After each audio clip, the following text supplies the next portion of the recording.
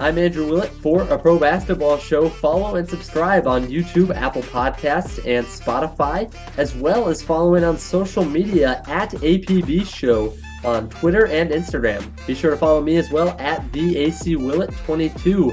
Thank you so much for tuning in, and without further ado, hello and welcome to A Pro Basketball Show.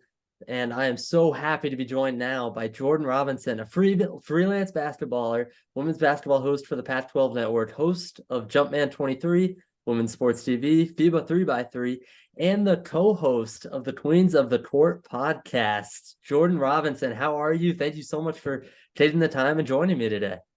No, thank you so much for having me. That intro reminded me how many jobs I have, but thank you. Yeah, I'm sure there are times where you don't need that reminder, but I'm so happy to be joined by you. As we were talking about beforehand, right now it's kind of about recapping what's gone on in the WNBA the last 2 to 3 weeks or so. I know I've been out. What have you been up to personally the last couple of weeks? Oh my gosh. Well, I have just been enjoying that, summer is almost here and that means the WNBA season is in full swing, which just makes me so happy. I've also just been taking like one room of my house and just redecorating it slowly, which I love so much. So that's also been really fun. That is really fun. That's really cool. All right. I like to hear that. Well, as we jump to kind of what's been going on, my first question for you was what storylines have really popped out to you over the last week and a half, 2 weeks? So many. I know that we kind of talked beforehand about some of the research that you have done, and you're spot on because one thing for me is some of the injuries. That's really big this time of the season for the WNBA, especially Ah, because, for the W, a lot of these players don't have a true off season. They're playing year round. And when it comes to June, July, their bodies have been working for sometimes 2 years straight with no off season, no rest. So sometimes the injury part is really the key of who's going to stay healthy. Sometimes is the team that's going to be the champions or the team that's going to go the furthest.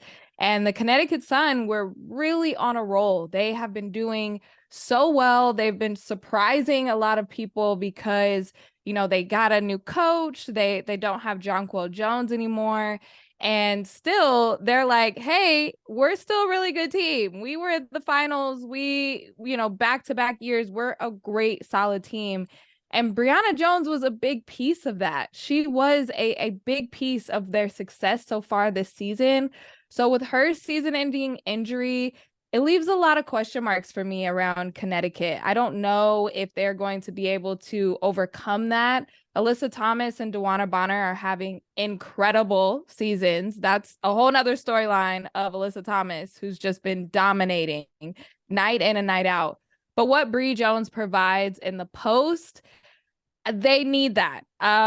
Olivia Nelson-Ododa, she's still second year player. She still has a lot to learn. She's going to get a lot more minutes now, but I don't know if the team is like, all right, let's jump on your back for rebounding and post presence. Like she's not ready for that. So I think that injury with Bree Jones, and then we just saw today Shakira Austin is going to be out for about 3 weeks with a hip injury for the Washington Mystics, who are in a really interesting spot to me. The Mystics have the chance to kind of make their ascension. I was singing their praises at the beginning of the season. I'm like, the Mystics gonna win it all. They're that girl. They're gonna do it. But they've been a little up and down. And Shakira Austin, again, a huge part of that team and the engine that makes them go. So that's going to be a huge gaping hole for that Washington Mystics team. So two injuries that are really just breaking my heart. And the Shakira Austin injury just kind of like popped out of nowhere. We were enjoying a beautiful game on Yes. Sunday between the New York Liberty and the Washington Mystics. Austin goes down. That's something I like. I don't even know if I prepared too much to talk about that in this podcast. You did point out 3 weeks today. Mm-hmm. That is such a bummer. Some of those injuries as well. I mean, I think those are some of the big storylines. Obviously, All-Star starters being announced, very Yes. exciting. Looking forward to All-Star weekend, as well as kind of a couple of teams. As I go down the standings that pop out a little bit. I know Atlanta, I was able to cover a little last time, so we won't get into them much today. But they had one of their brightest spots of the season to this point. And then you have teams like Chicago falling down a little bit. You've got teams like Minnesota and Seattle, so we got a lot of storylines to cover today. Mm-hmm. You were very right to start right there with Brianna Jones, who does go down with that torn Achilles against Seattle in a game that Connecticut wins because I mean, if we look at the top of the standings, it's Las Vegas, Connecticut, New York, and they're all just kind of doing the ho hum. They're Mm-hmm. fine. They're winning still. They're in great shape. But Connecticut, I mean, they're doing that with this injury that went down. And so I guess we've talked about how crucial it is. What are some of the ways you mentioned O, Olivia Nelson Adodo Mm-hmm. as maybe stepping in, but how can they how have they been able to make up for the loss of Bree Jones, as well as how can they moving forward? It's tough. It's not a player that you can just kind of swap out or it what Bree Jones brings is she makes people tentative to drive in the paint. She also knows that if I'm on Connecticut, I'm shooting the ball knowing that Bree Jones has a great chance of getting the rebound too. So getting different opportunities on the offensive end by also bringing that threat on the defensive end is not someone that you can just say, all right, next woman up. It's a huge piece of what makes them go. Mm. But the thing is, we're almost at All-Star break. It seems like it was just opening weekend yesterday. Sun is not going to get easy and going, and it's going to keep getting harder, especially when you have, a potential finals team for Connecticut. Having that Bree Jones with that experience of being in the finals and having someone that has the chemistry with DeWanna Bonner and Alyssa Thomas, not having that piece there when it comes to the finals or the playoffs, I think is when it's going to hurt them the most.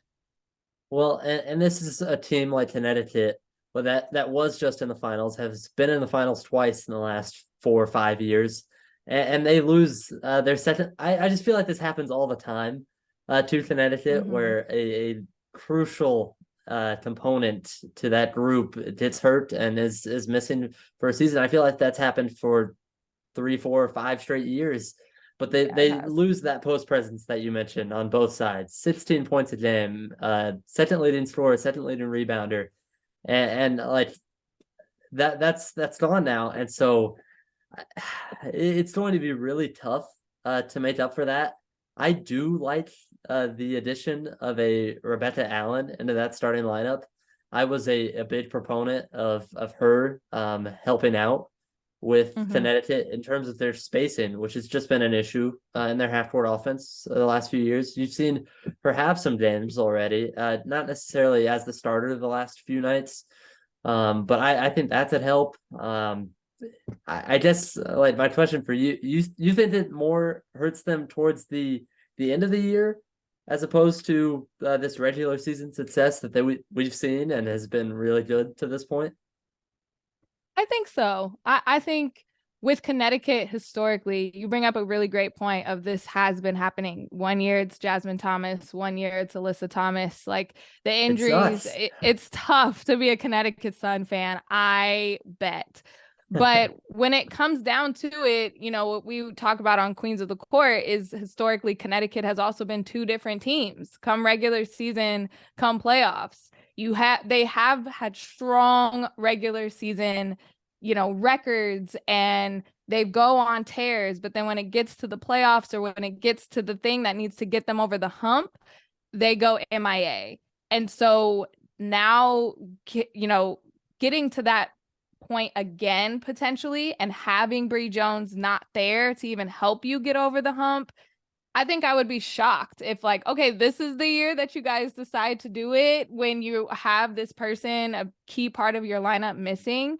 But also to your point, adding Rebecca Allen in there, she has the whole season to get acclimated with the starting lineup. And Alyssa Thomas and DeWanna Bonner has the whole rest of the season to say, okay, it's time to step up, even more so than we've already had. I don't know if that's possible, but being able to say, okay, this is end of June, we still have a few more months where we can reconstruct our identity so it's not so much around or focused around Bree Jones. So I think they do have some time, but I think come finals and playoffs, it's going to be really tough to get over that hump like they have shown for years prior.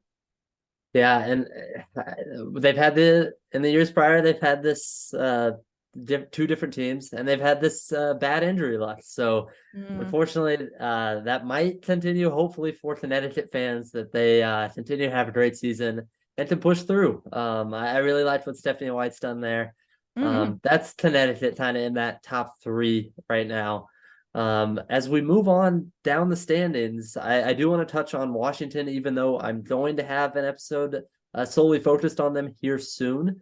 But for Washington, I mean, this is a team that you talked about has been a kind of like we've thought of them as a contender. They start the season really strong with that win over New York. And then they drop a couple games to Connecticut, who is very good, has been very good to this point. But kind of a slow start as they get blown out by Indiana, fall to 5-4.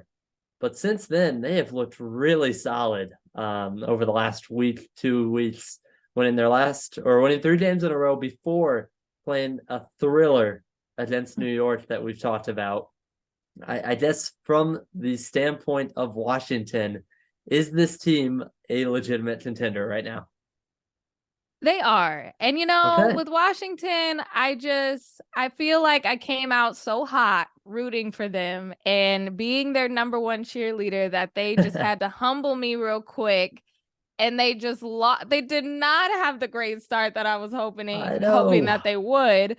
But this is Washington. I think they play with our emotions so much. They have this roller coaster constantly.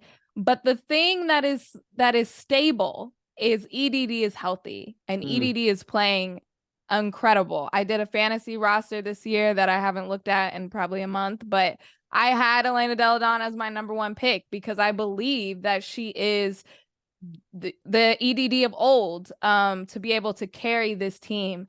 The injury to Shakira Austin doesn't help their case because I think her coming in as a sophomore, in her second season, just killing it, just being a nightmare matchup for any other team. But what I got out of that incredible thriller against New York was that I need like 10 more games of this. I need a series of this. I need a finals of this. Like, this is going to be so much fun because you have Natasha Cloud on your team. You have a dog in her. She's going to compete to the very last second. And you have Ariel Atkins, who is an incredible bucket. So when you go down the line of Washington, Brittany Sykes, just roster to roster, I feel like they can match up with anybody. It's just about having that consistency that they just need to. I get motion sickness. I don't want to be on a roller coaster because Washington, let's just be consistent. Do what you do night in and night out. The lineups are going to have to change a little bit now that Shakira Austin is out, but that consistency is key for them. It is going to be really interesting to look at this team's lineups from this point until Shakira Austin comes back. So like you said, plays just a huge role down there for this team. And I also feel like this team is kind of lacking in size outside of their front line with Delle Donne and Shakira Austin. You lose one of those pieces. I think that having so many guards like they do might stand out just a little bit more after that. And so that was like one of my big questions. Obviously, everyone had questions about Washington's half-court offense after last season. Their defense still like number one in the W. Especially over this last 7 games where they've won 5 out of 7. But I I just wonder how they fix these issues, and they kind of have to delay that as they wait for Shakira Austin to come back in the half court. Like I said, all days into Washington, one of the more intriguing teams. I know you mentioned Natasha Cloud. I was wearing my Natasha Cloud jersey T-shirt today. Big fan of hers, and as well as being high on them, but kind of some up and down play, the roller coaster. Yeah, It's a whole deal over in Washington. it As is. we They're gonna continue, figure it out though. They're you gonna figure think it out. so? I think I hope so. so. Again, you mentioned Elena Deladon. She was second in my MVP takeaway at the start of the year, and I wish I would have made a different call at number one, but EDD definitely up there to this point. As I continue on down, I mentioned Atlanta at the start. They off to a great start, or off to a poor start, then got hot. Kind of in the middle now. I want to move on to Dallas though. With the wins, they are another team with a lot of injury concerns. As Tierra McCowan came back just in the last 3 games, looked really good right away against Atlanta, and saw glimpses of like what this Dallas team at full health could be. They still don't have Diamond Shields, Lou Lopez, Seneschal, Kalani Brown on a hardship has been awesome. I've got a question about her later. Um, but I guess my question for you, as this team has kind of fallen off after a 3-1 start, they've lost 7 out of 10. What's kind of the problem in Dallas? You know, I feel like I've watched more Dallas games than any other team. I feel like they are constantly, I don't know if it's just the timing, but it just works out where I'm always watching Dallas. And the thing is, when I watch them, it's not a bad experience. I don't feel like I'm critical of so many things that they're doing, especially when you have Arike Gumbawale and Satu, who's playing out of her mind this 2 year. all-star starters on the team. Yes, on one team. So it's like you're watching it, and if the score was hidden, you would think that they were winning because you have 2 bucket getters on their team like that. But then Playing you really review well. the score and you're like, wait a second, how are you guys down by 8? Like, why is this so close when it shouldn't be? And I think I always say that with Arike, she came out this year being like, I'm going for MVP. Like, you guys are going to have to put 4 people on me because I am shooting 25 shots a game and I am scoring at a high clip. But so many times we have seen that even on the NBA side, when a player is so shot heavy and trigger heavy that it sometimes backfires. It doesn't always work. It's a lot of the load on her shoulders. And Satu has come in and has given incredible help this year. But still, when you have a team that has 3 weapons or 4 weapons, or coming off the bench and they can score, then Arike, I just feel like she just looks drained at the end of those games sometimes. And it's really hard to sustain. So that's my worry about Dallas, is that they had a fast start, but it's very hard to sustain that with Arike scoring at such a high volume. But I will say that a couple of their last games have been close losses, and they should feel encouraged by that, because that just means there's a couple tweaks in there that you need to fix. This isn't a whole roster switch up that maybe was Dallas a couple years ago. It's just a couple things that they need to switch here and there. But with Tierra McCowan leaving for those few weeks to go play in Turkey, Kalani Brown has come in and is killing it and proving that she deserves a spot in the WNBA. And that little lineup switch, I think it took a couple games for Kalani to get used to the Dallas offense. Okay, now she's clicking. Finally, then Tierra McCowan comes back, and now they have to figure out how to play together. And so it's like all of these transitions that are happening within the season are sometimes really hard to overcome when other teams are like, we've had this roster from training camp, so we're just flying right by you. They're trying to kind of play catch up a little bit, and that may be hurting them on some of these close games. That's interesting. I mean, I thought for moments I thought Natasha Howard and Satu Sabali down low was a phenomenal kind of switch from Tiara McCowan. It kind of stuck with Talani Brown, and you saw it in the Atlanta game where at times they played Talani Brown with Tiara McCowan and I just loved that. supersized, and it worked. It was fun. Did. It was awesome.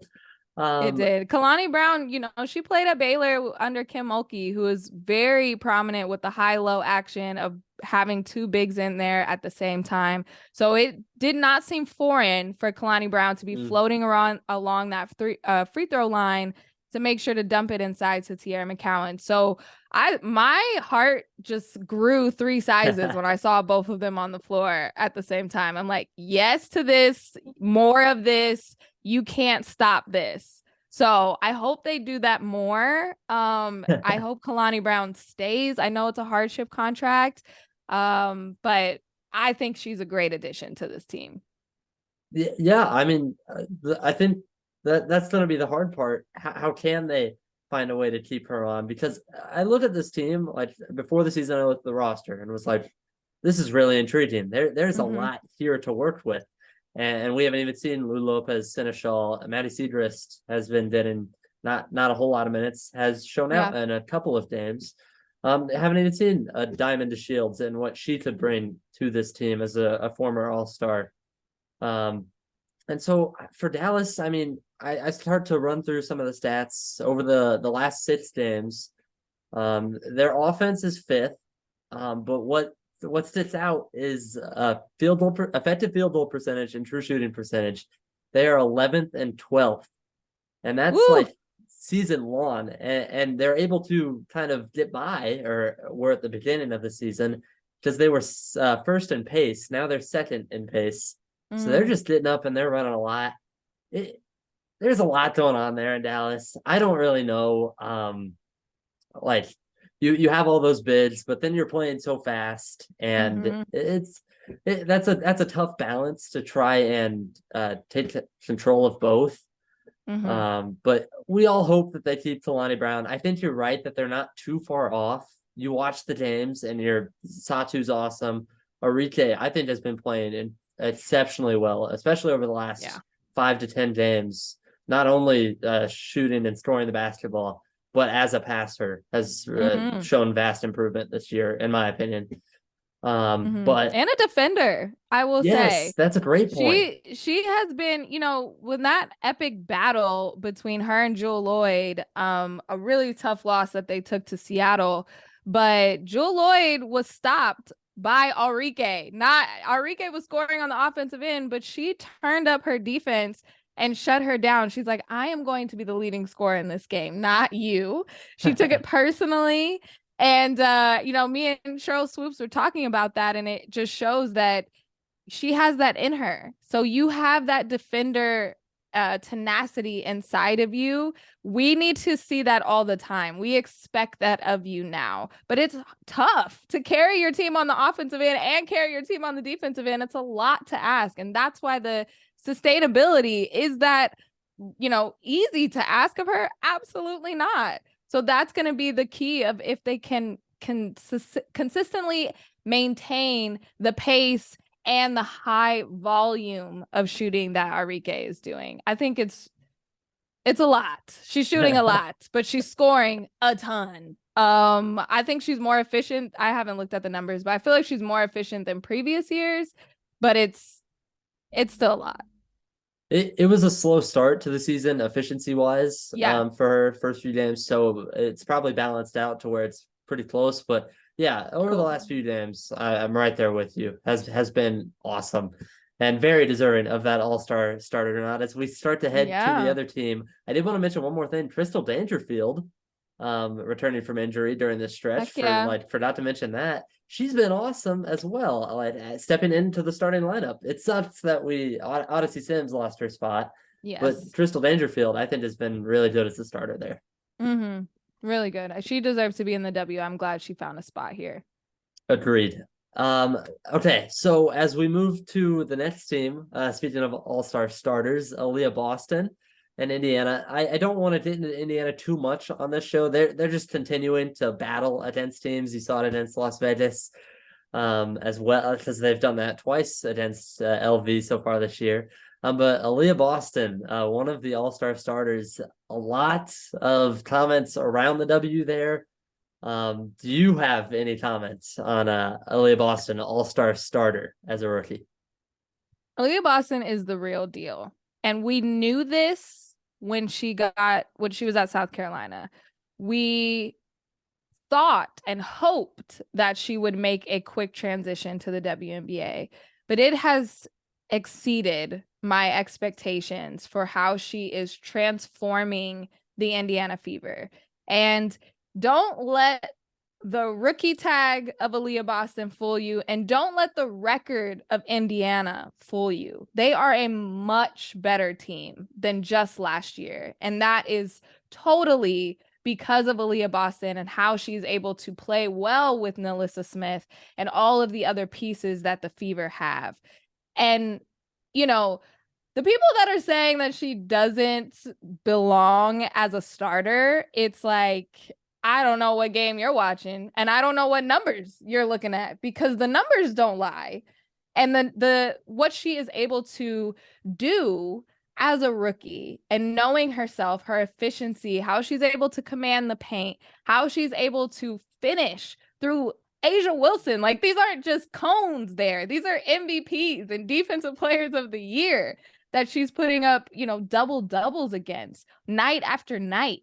It has been so fun to see her grow into herself, know herself, and then still thrive in such this little bit of a sample size that we've seen so far of her. The future is so bright. And I think what gets me most excited, not only, these are going to start turning into wins for Indiana, because they are playing teams very, very close, where years prior, probably for the past 5-6 years, teams would look at an Indiana Fever and just be like, okay, that's a win. We're going to be able to run some sets for practice against Indiana. But that is not the case anymore. And that's because of Aaliyah Boston and what she brings to this team, but also the fan base. They want to see her play. They are there in Indiana because of Aaliyah Boston. They are there to show support because of the person and the player that she is. And that makes me so happy. She has been incredible. I'm right there with you. I think a very deserving all-star starter. What I have drawback with is Alyssa Thomas, because Yes, she's definitely an all-star starter. Yes. So I guess my question for you there, as we just real quick touch on the all-star starters, whose spot should Alyssa have taken? I don't know. That's what I can't answer. That's always me and my husband have this conversation every time it's around All-Star. You got to take somebody off. Not everybody can be on there. Yeah, and I don't know. And you look at the fan vote, to the player vote, to the media vote. Aaliyah Boston was up there with the fans. Alyssa Thomas was 10th. And I think, honestly, that is the only difference. That little marker between the fan discrepancy. yeah. But Alyssa Thomas has been playing out of her mind. She's still going to be on the All-Star team. She's maybe not going to be a starter, but I feel like she could have an All-Star MVP. Like, she could come in there and show out of what she's been doing all season long. She's incredible. It's so tough. Don't make me choose. I don't know. All right. So we'll jump down to kind of a few more teams as we look on down the standings. I guess first with Chicago, they get out to this hot start, and James Wade and crew look like they're doing great. Morgan Birch is awesome. Talia Topper stepping into this role, incredible, and somewhat injuries to a few players, like a Rebecca Gardner, a crucial loss. Morgan Birch missing some time. Still haven't seen Isabel Harrison. Hopefully that she's doing well and getting back to it. But is this just Chicago like evening out from their hot start right now, or what is this kind of skid that they're on? Because I think they are they've lost 5 of their last 8, or they've lost their last 6. Excuse me. Yeah. Well, I mentioned how many games I have watched of Dallas. I feel like I've missed a lot of the Chicago games recently. So I haven't been able to see the X and O's reason of why this is happening. But it could just be an even out. It could just be a feel. It could just be I was expecting going into the season that Izzy was going to be an anchor of this team alongside Ka. So to have that missing piece with injuries, Rebecca Gardner, it could have been Sixth Woman of the Year. She is so electric for that team, especially on the defensive end. And if the defensive end is where they are lacking that energy and that pace, then that's going to hurt them. Because I do think with the Courtney Williams and a Kalia Copper, you're going to outscore a lot of people. But on the defensive end, if you're not stopping anybody, then that's not going to help you. No, and they're relying on a lot of rookies. That hot start, 3-1, 5-3, and then they go and they lose 6 games in a row. That's Oof. LA, that's Las Vegas, that's Indiana, that's Washington twice, and Connecticut. So Oh God. Yeah, that's tough. that's a murderer's row. And to make that worse, moving forward, it's LA twice, Indiana, Atlanta twice, and Connecticut again. So this could not be the end of their struggles right now, but we're hopeful for Chicago. Whew. Yeah, that's just a scheduling conflict. That's tough. We'll touch on 2 more teams that really were at the bottom for me. Minnesota and Seattle. They're starting to peak up as Seattle. I know they've won 3 of their last 6. With Minnesota winning 4 of their last 7, 3 of those against LA. We'll start with Minnesota. What's kind of been the turnaround, or has it just been, hey, we're playing LA, who was apparently a great matchup for us? As a Sparks fan, somebody who lives in LA, I'm like, why are we playing them so much? And why do they just have our number? Like, it just seemed, like you said, a good matchup. And there was nothing the Sparks can do. I was like, what? Stop Nafisa Collier. Stop her. She's the one. No, but Minnesota and a team like Seattle, when they're kind of in this rebuild, it is a new era of their franchises. You don't have much to lose. So when you go out there, you don't have this expectation of you to kind of win anything. And sometimes that can be very freeing to just play basketball and hoop and not overthink it. How these rosters are mixing well with each other. It's kind of like one superstar and then who can play the best role player of the day. Like that's kind of what you should be going in thinking for these teams. But having that nothing to lose mentality can sometimes be really, really freeing. And for Minnesota, it was, okay, we beat the Sparks once. Okay, we beat them twice. Okay, let's beat them a third time. Like their confidence was so high. And sometimes it takes those games to get that confidence boost to help you. And that can carry you like 3 or 4 more games. You know what I mean? So for Seattle, on the other hand, Jewel Lloyd is incredible. And she's just like, I don't even know what she's on right now. The leading scorer, all-star starter. She has completely, she's wearing the crown of this is my team now and this is my franchise, and it fits her perfectly because she was made for this moment and she shows it every single time. But again, it's kind of all of the others that have to support her. If they are also having good games, then they're going to get the win. Either way, Jewel, Nafisa, they're going to get theirs, but the others are going to have to support them to transfer it to a W. And sometimes that's not always the case. Well, and it could just be a scheduling thing as well for these teams getting a few of those wins. But I'm really loving the fight from Seattle. Minnesota has been a team that I was not high on to start the year. And I mean, Nafisa Collier has been incredible the last few weeks of the season, most of the season for that matter. And then Jewel Lloyd, I just wanted to mention her as well, with leading 25.4 points per game, as well as 39% from 3. Jesus. And the minutes she's playing too, 35 a night for the Seattle squad. So I'm enjoying both of those teams. Lastly, real fast, we have to touch on kind of the dark spot of this podcast. Unfortunately, of the WNBA at 2-10 right now. Phoenix, the Mercury, they fire Vanessa Nygaard. Was it just time for that move? It was time. I mean, we didn't even have to mention Phoenix. It's rough. It is so rough. And it's really unfortunate because they were kind of the catalyst going into this season with Brittany Griner coming back and a lot of people talking about them.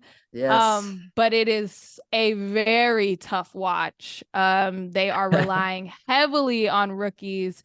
And Vanessa Nygaard, we talked a little bit about it on Queens of the Court. It was a tough shake for her these past couple years. The hand she was dealt, the roster she was dealt, with BG being detained and Skylar, and there was so much going on that she was kind of in the eye of the storm. But as a head coach, you know that you're going to get blamed for all of it. It is all going to come on you. And it was time. It was time to shake it up because something had to change. And sometimes in the pro basketball sphere, the head coach is the first thing that needs to change. And that's what it seemed like it was. Yeah, 2-10. I mean, it's just not the start that Phoenix was looking for. Obviously, they move on from Vanessa Nygaard, Nikki Blue, the new head coach. Really, regardless of Phoenix, the rest of the W has been incredibly competitive, so much fun to watch. And that's kind of what's been happening in the WNBA. So to answer the question of what's been going on in the W, Jordan Robinson, thank you so much for joining the show. It was a pleasure to talk with you. We'll have to have you join us again later on. Of course. This was so fun. A great little recap. It was fun. Thanks for having me. Absolutely. We will talk to you again here in the future, and looking forward to talking to you later. Great. Thank you. Thank you so much for tuning in. As always, make sure to follow and subscribe to the show on YouTube, Apple Podcasts, and Spotify. Make sure to follow on Twitter and Instagram at APBShow and follow me at the AC Willett 22. Thank you so much for tuning in for a pro basketball show. I am Andrew Willett.